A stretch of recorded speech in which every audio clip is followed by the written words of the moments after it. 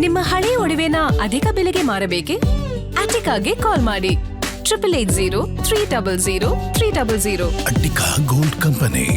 ಅನೇಕ ವಿಚಾರಗಳನ್ನ ಚರ್ಚೆ ಮಾಡಿದ್ರಿ. ಹೆಚ್ಚಿಗೆ ಮಹಿಳೆಯರ ಪ್ರೋತ್ಸಾಹದಿಂದ ನಮ್ಮ ಸರ್ಕಾರ ಅಧಿಕಾರಕ್ಕೆ ಬಂದಿದೆ.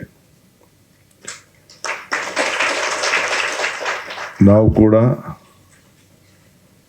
ಎಲೆಕ್ಷನ್ ಮುಂಚಿತವಾಗಿ ಏನು ಮಾತು ಕೊಟ್ಟಿದ್ದೋ ಮಹಿಳೆಯರಿಗೆ ಶಕ್ತಿ ತುಂಬಲಿಕ್ಕೆ ಗೃಹಲಕ್ಷ್ಮಿ, ಗೃಹಜ್ಯೋತಿ, ನಿಮ್ಗೇನು ಉಪಯೋಗ ಬರದೇ ಇರ್ಬೋದು, ಅದು ಬೇರೆ ವಿಚಾರ ಅಲ್ಲ. ಕರೆಂಟ್ ಮಾತ್ರ ಬಂದಿದೆ, ಮಿಕ್ಕಿದ ಯಾವುದು ಬಂದಿಲ್ಲ. ಶಕ್ತಿ ಯೋಜನೆ ಕೆಲವರು ಉಪಯೋಗ ಆಗ್ತಾಯಿದೆ, ಕೆಲವರು ಉಪಯೋಗ ಆಗ್ತಾ ಇಲ್ಲ. ಸೊ ಒಟ್ಟಾರೆ ಸಾಮಾನ್ಯ ಹೆಣ್ಮಕ್ಳಿಗೆ ಇಡೀ ರಾಜ್ಯದಲ್ಲಿ ಒಂದು ದೊಡ್ಡ ಕ್ರಾಂತಿಕಾರಿ ಬದಲಾವಣೆ ಆಗಿದೆ. ಇಡೀ ನಮ್ಮ ತೀರ್ಮಾನ ನೋಡಿ ಇಡೀ ರಾಷ್ಟ್ರ ಪಾಲನೆ ಮಾಡ್ತಾ ಇದೆ. ನೀವೆಲ್ಲ ಸರ್ಕಾರಿ ನೌಕರಿದ್ದೀರಿ, ನಿಮಗೆಲ್ಲ ಅರಿವಿದೆ ಆರ್ಥಿಕ ಬದ್ಧತೆ ಬಗ್ಗೆ. ಟಿ ವಿ ಆಗಲಿ, ಇಲಾಖೆಗಳಲ್ಲಿ ಕೆಲಸ ಮಾಡಬೇಕಾದ್ರೆ ಎಷ್ಟು ಮುಗ್ಗಟ್ಟಿರ್ತದೆ ಆರ್ಥಿಕ ಅಂತೇಳಿ ತಮಗೆಲ್ಲ ಗೊತ್ತಿದೆ. ಆದರೂ ಆರೋಗ್ಯಕರವಾದಂಥ ಮನಸ್ಸಿರಬೇಕು ನಿಮಗೆ ಅಂತೇಳಿ ಸುಮಾರು 52,000 ಕೋಟಿ ರೂಪಾಯಿ ನಾವು ಈ 5 ಗ್ಯಾರಂಟಿ ಕೊಟ್ಟು, ಈಗ ಪ್ರತಿ ಮನೆಗೂ ಆಸ್ತಿಗಳನ್ನು ಸರಿ ಮಾಡಿಕೊಳ್ಳಿಕ್ಕೆ, ದಾಖಲೆಗಳನ್ನು ಮಾಡಿಕೊಳ್ಳಿಕ್ಕೆ ಅದೊಂದು ಕ್ರಾಂತಿಕಾರಿ ಯೋಜನೆಗಳು ನಡೀತಾ ಇದೆ. ಬಡವರು ಇರ್ಬೋದು, ನಿಮ್ಮದೇ ಇರ್ಬೋದು, ಯಾರದೇ ಇರ್ಬೋದು, ಸೈಟು, ದಾಖಲೆ, ಏನೋ ಒಂದು ಚಿಕ್ಕ ಮನೇನೋ ಫ್ಲ್ಯಾಟೋ ಏನೋ ಭೂಮಿನೋ ಇಟ್ಕೊಂಡಿರ್ತಾರೆ, ಅದಕ್ಕೊಂದು ಸರಿಯಾದ ದಾಖಲೆ ಮಾಡಿಕೊಡ್ಬೇಕು ಅಂತೇಳಿ ನಾವು ಹೊರಟಿದ್ದೀವಿ. ಇದಕ್ಕೆ ನಿಮ್ಮೆಲ್ಲ ಅಧಿಕಾರಿಗಳು, ನೌಕರು, ಸಿಬ್ಬಂದಿಯವರೆಲ್ಲ ಸಹಾಯ ಮಾಡ್ತಾ ಇದ್ದಾರೆ. ಸೊ ನಮ್ಮ ಗ್ಯಾರಂಟಿ ದೇಶಕ್ಕೆ ಗ್ಯಾರಂಟಿ ಆಗಿದೆ. ಈಗ ನಮ್ಮ ಮಾರ್ಗದರ್ಶನ ಇವತ್ತು ನನಗೆ ಕೆಲವು ಬೇಡಿಕೆಗಳನ್ನು ಕೊಟ್ಟಿದ್ದೀರಿ. ಈಗಾಗಲೇ ಈ ಪ್ರೆಗ್ನೆನ್ಸಿ ಕೇರ್ ಲೀವ್ ಆ್ಯಕ್ಟ್ ಕೂಡ ಜಾರಿಯಾಗಿದೆ.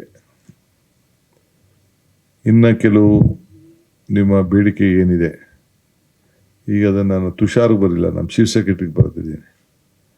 ಯಾಕೆಂದರೆ ಅವರು ಒಂದು ಹೆಣ್ಮಗಳು, ಅವಳಿಗೂ ನಿಮ್ಮ ಪರಿಸ್ಥಿತಿ ಅರ್ಥ ಆಗ್ತದೆ.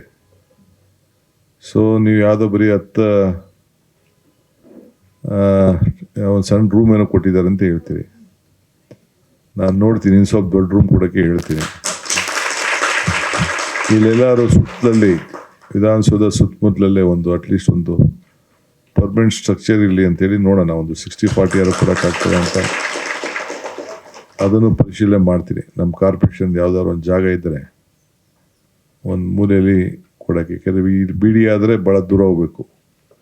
ಬಿಡಿ ಆದರೆ ಈಗ ಹೇಳ್ಬಿಡ್ತೀನಿ, ಬೇಕಾದ್ರೆ ಏನು ತೊಂದರೆ ಇಲ್ಲ. ಬಿಡಿಯಲ್ಲಿ ಎಲ್ಲೆಲ್ಲೂ ಸುತ್ತಮುತ್ತಲೂ ಜಾಗ ಇಲ್ಲ. ಇಲ್ಲ ಏರ್ಪೋರ್ಟ್ ರೋಡ್ ಆದರೆ ಬೇಕಾದ್ರೆ ಇನ್ನೂ ದೊಡ್ಡದೇ ಜಾಗ ಬೇಕಾದ್ರೆ ಕೊಡ್ತೀನಿ. ನೀವೇನು ಬೇಕಾದ್ರೆ ಕಟ್ಕೊಳ್ಳಿ. ಒಂದು 10,000 20,000 ಬೇಕಾದ್ರೆ ಕೊಡೋಕ್ಕೆ ರೆಡಿ ಇದ್ದೀನಿ. ಬಟ್ ನೀವು ಏರ್ಪೋರ್ಟ್ ರೋಡಲ್ಲಿ ದೂರ ಹೋಗ್ಬೇಕಾಗ್ತದೆ. ಸೊ ಫಸ್ಟು ಸ್ಟಾರ್ಟಿಂಗ್ ಒಂದು ಆಫೀಸು ನಿಮ್ಮದು ಪರ್ಮನೆಂಟ್ ಆಫೀಸ್ ಮಾಡ್ಕೊಳ್ಳಿ. ಆಮೇಲೆ ಅದಕ್ಕೇನೋ ನಿಮ್ಮ ಸಂಘಟನೆ ಆಗಲಿ, ಮಾತುಕತೆ ಮಾಡಿ ಸೇರಿ. ಹೆಣ್ಮಕ್ಳು ಜಗಳ ಒಂದು ಬಿಟ್ಬಿಡಿ. ಸದ್ಯಕ್ಕೇನು ಜಗಳ ಆಡ್ತಾ ಇಲ್ಲ, ಜಗಳ ಬಿಟ್ಬಿಡಿ. ಇವೆಲ್ಲ ಇರ್ತದೆ ಕಾಂಪಿಟೇಷನ್ನು, ಏನು ಮಾಡೋಲ್ಲ. ನನಗೆ ಯಾವಾಗಲೂ ಒಂದು ನಂಬಿಕೆ, ಈ ದೇಶದಲ್ಲಿ ಏನಾದ್ರು ಬದಲಾವಣೆ ಆಗಬೇಕಾದ್ರೆ ಇಲ್ಲ ಯುವಕರಿಂದ ಇಲ್ಲ ಹೆಣ್ಮಕ್ಳಿಂದ ಮಾತ್ರ ಸಾಧ್ಯ ಅಂತ.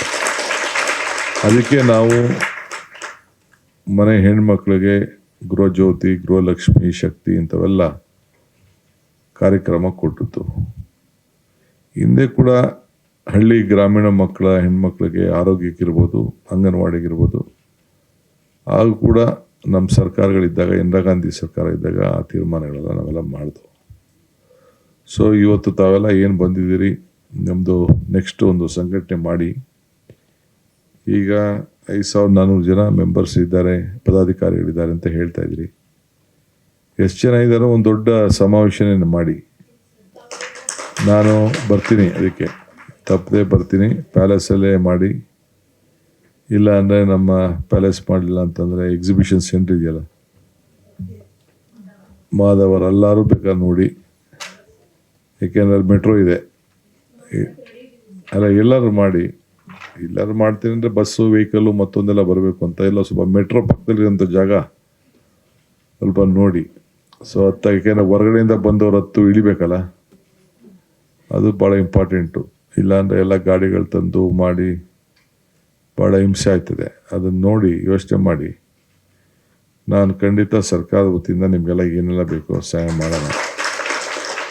ಕಾನೂನು ಚೌಕಟ್ಟಿನಲ್ಲಿ ಏನು ನಮ್ಮ ಚೀಫ್ ಸೆಕ್ರೆಟರಿಯವರು ಅವ್ರ ಅಧಿಕಾರಿಗಳ ಹತ್ರ ಬೇರೆಯವ್ರ ಹತ್ರ ಮಾತಾಡಿ ರೆಕಮೆಂಡ್ ಮಾಡ್ತಾರೋ, ನಾನು ಬರ್ತಾರೆ, ನಾಳೆ ಏನೋ ಬರ್ತಾರೆ. ಅವರು 3 ದಿನ ರಜೆಗೆ ಹೋಗಿದ್ದಾರೆ.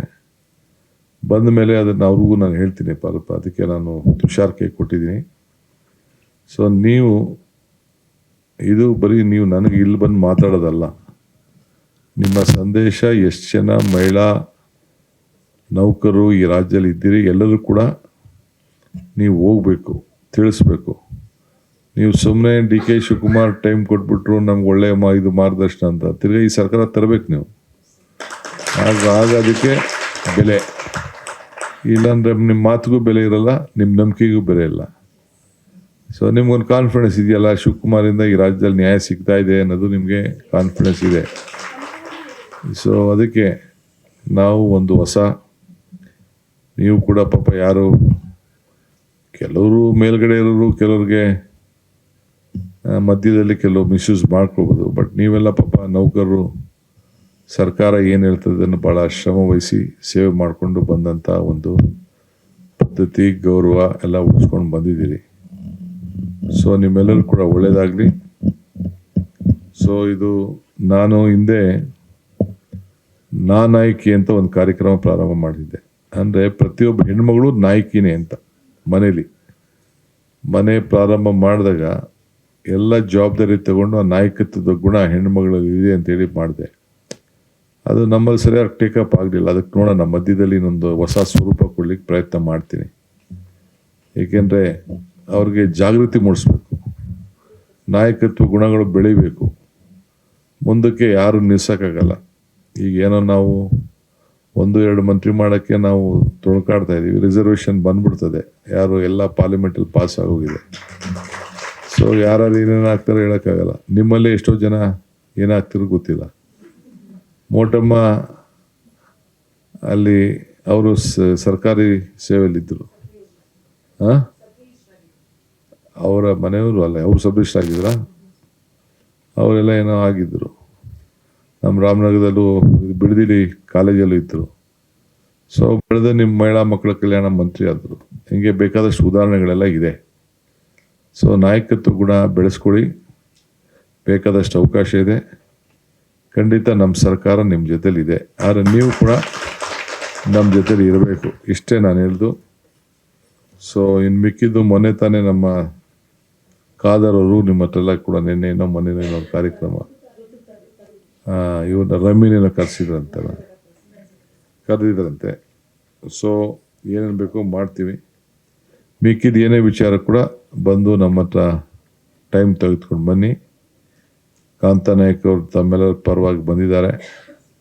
ಸೊ ನಾನು ಟೈಮ್ ಕೊಟ್ಟಿದ್ದೀನಿ. ಸೊ ಎಲ್ಲರಿಗೂ ಒಳ್ಳೆಯದಾಗಲಿ, ಮತ್ತೆ ಭೇಟಿ ಮಾಡೋಣ. ನಮಸ್ಕಾರ.